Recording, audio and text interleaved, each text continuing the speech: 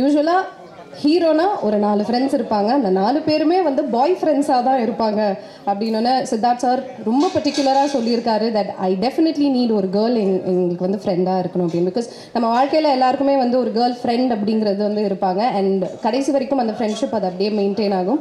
அந்த ஒரு ரோல் தான் நான் இதில் பண்ணுறேன் and I am very happy, very thankful.